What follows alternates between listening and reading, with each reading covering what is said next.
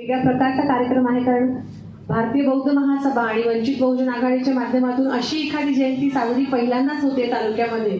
त्यामुळे तालुक्यांच्या सगळ्या कार्यकर्त्यांचं, या सगळ्या यंग टीमचं मी मनापासून अभिनंदन आणि आभार मानते की एक चांगला पायंडा त्यांनी या निमित्ताने पाडला. आणि ज्याला निमंत्रित केलं ते आपल्या कुटुंबातलेच आहेत, काही कोणी लांबचे नाही. राऊतदादा आणि त्यांची सगळी टीम तुमचंही खूप खूप संगमनेरमध्ये स्वागत करते.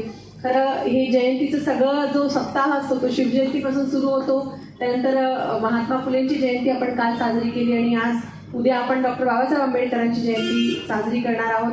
त्याच्या मागचा उद्देश आपल्या सगळ्यांना माहितीच आहे. हे सगळे जे महापुरुष होऊन गेले त्यांच्या या मार्गावर कुठेतरी आपण सगळे एकत्रितपणे जात आहोत, समतेच्या वाटेने जात आहोत आणि त्या वाटेवर आपण सगळे एकत्रित आहोत. मग त्यानंतरचा पक्ष वगैरे सगळं बाजूला राहतं, पण सगळे जोमाने त्या वाटेवरती पुढे जाऊया.